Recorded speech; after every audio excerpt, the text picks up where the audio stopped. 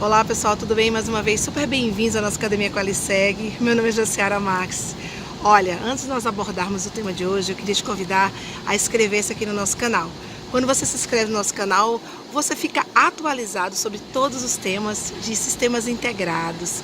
Basta clicar aí no sininho e todas as vezes que um novo vídeo for ao ar, você vai receber a notificação aí no teu e-mail, no teu smartphone. Portanto, é a chance que você tem mais rápida, mais fácil de manter-se sempre atualizado em relação a esses temas, ok? Se você tiver também uma dúvida, uma pergunta, coloca aqui embaixo do nosso vídeo e nós estaremos respondendo aqui para você. Olha, nós estamos em uma playlist muito especial, uma playlist em que eu estou trazendo um pouco das contribuições dos alunos dos nossos cursos de formação de auditor integrado. Nos nossos cursos, geralmente, nós temos consultores, alunos, pessoas que trabalham com sistemas integrados, nós temos professores universitários e está sendo super rico essas contribuições que eles estão colocando nas salas de aula.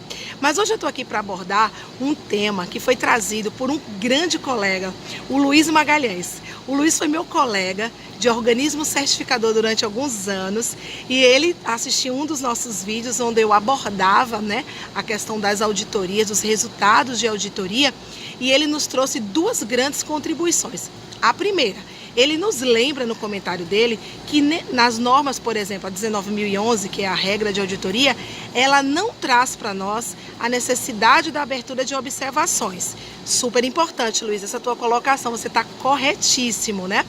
E segundo, ele trouxe uma coisa também muito legal, que ele falou assim, olha, eu não tenho muito hábito de abrir observações, porque às vezes a abertura de observações pode mascarar, pode encobrir uma não conformidade. Isso é verdade, Luiz. Eu também, como auditora, assim como você, a gente já viu muito isso acontecer. Às vezes a gente lê a redação de uma observação e ali a gente já enxerga que aquela situação seria uma não conformidade. Primeiro, Luiz, muito obrigada. Primeiro, faz tempo que a gente não se fala, foi muito legal ver você aqui no nosso canal, te reencontrar. Um forte abraço, eu tenho um carinho muito grande por você. Quando eu iniciei meus trabalhos no organismo certificador, você foi um dos meus auditores, mentores, eu acompanhei algumas auditorias suas no meu processo de integração.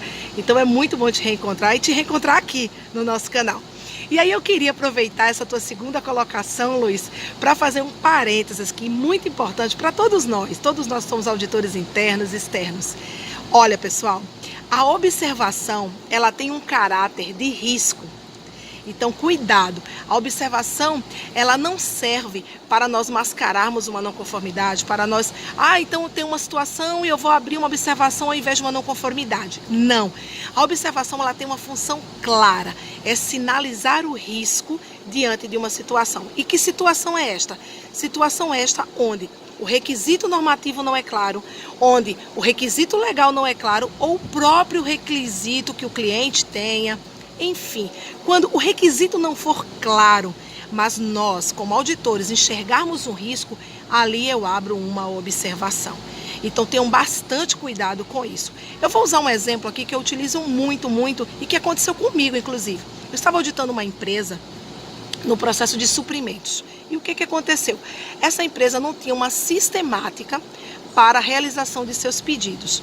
Lá no requisito 8.4 da ISO 9001, nós vamos ver que a norma não fala a obrigatoriedade da gente ter, por exemplo, uma ordem de compra, um pedido, uma ordem de serviço de compra. Não fala nada disso. Ela fala outras coisas. Ela fala que a gente tem que selecionar os nossos fornecedores, avaliar o desempenho, Isso, inclusive, a gente já abordou em outros vídeos.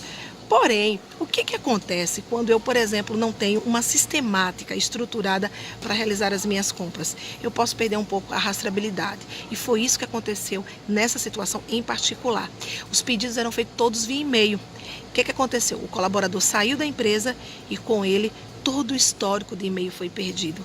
Até por questões de confidencialidade, quando alguém sai de uma empresa, o e-mail é descontinuado. Então percebo que aí a gente tem um risco enorme de perder essas informações. Na minha situação, pontualmente, a amostragem que eu fiz, todas as ordens de compra, elas foram recuperadas. Por quê? Porque elas estavam impressas. Agora, imagine você se por um acaso, por uma questão rotineira, o colaborador não imprime. Isso vai se perder no e-mail dele. Então aí eu tenho um risco muito forte de perder a rastreabilidade de um processo. Eu tenho aí uma situação de quê? De uma grande observação.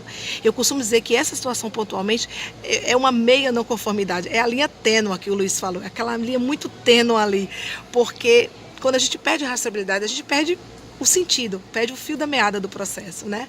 Então, todas as vezes que vocês estiverem diante de uma situação onde o requisito normativo não for claro, os demais requisitos não forem claros, mas que você enxergue um risco, você deve sim pontuar isso como uma observação e orientar o teu cliente a fazer o tratamento. Por quê?